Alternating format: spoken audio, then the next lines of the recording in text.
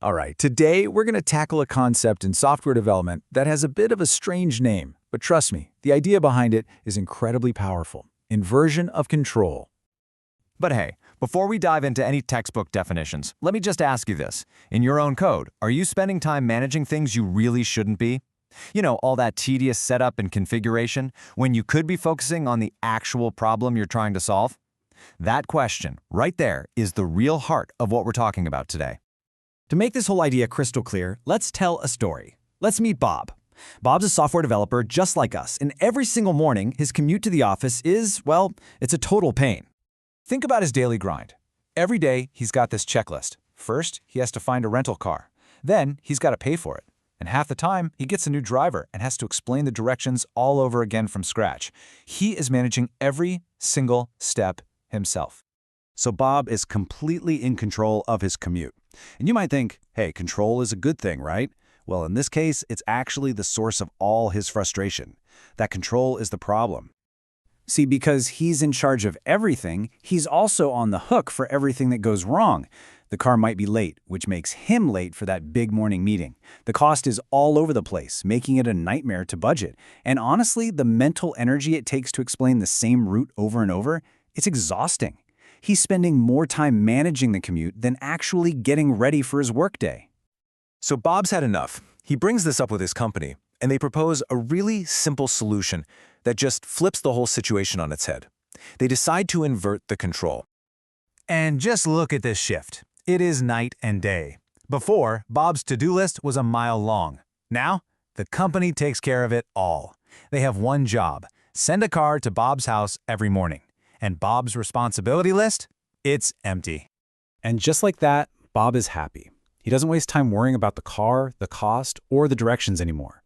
The control, and let's be honest, the burden of his commute has been inverted, moved away from him and onto a system that's built to handle it. And that brings us perfectly to the official definition. Inversion of control, or IOC, is simply a design principle where the control for creating and managing objects is handed over to something else, an external framework or a container, just like Bob handed control of his commute over to his office. Okay. The story about Bob is great, but let's be real. We're developers. What does this actually look like in our code? How does this idea of inverting control really apply when we're building software? Let's jump in. So this is the before picture. This is what we call tightly coupled code. Our employee class, that's the code version of Bob, is directly responsible for creating its own car object. It needs to know all the details, just like Bob had to find the car, pay for it, and give directions. And the problems are exactly the same.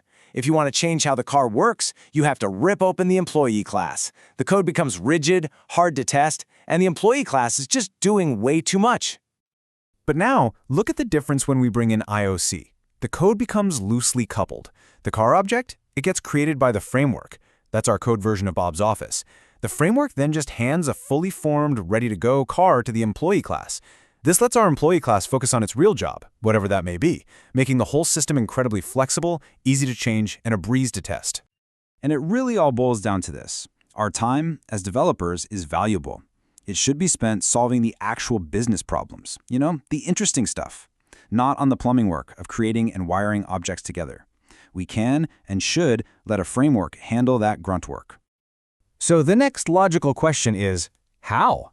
How does this magic actually happen? How does the framework just give the object to the class that needs it? Well, there's a specific pattern that makes this whole principle come to life.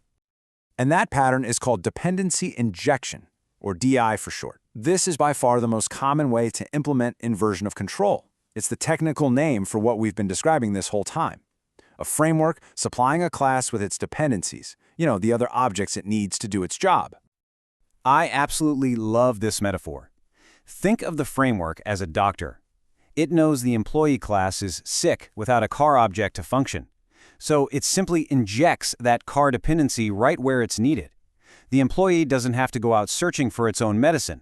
It gets delivered directly by a professional.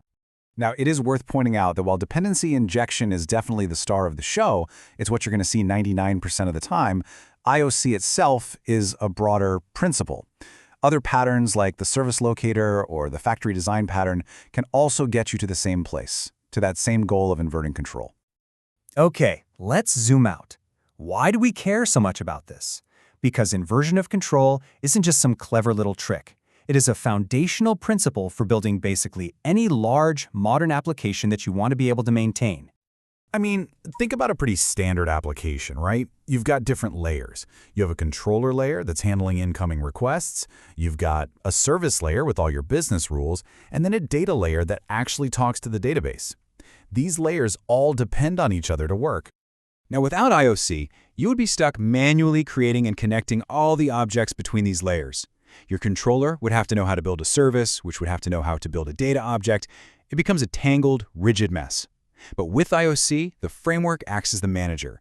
It handles all those connections for you, keeping your code clean, modular, and so much more organized.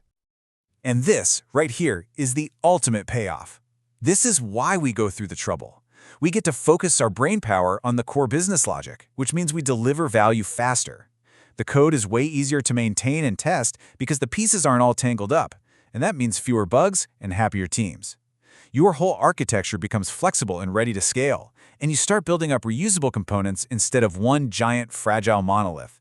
It's a huge win. So, in the end, it's funny. The name inversion of control sounds like you're losing something, like you're giving up power.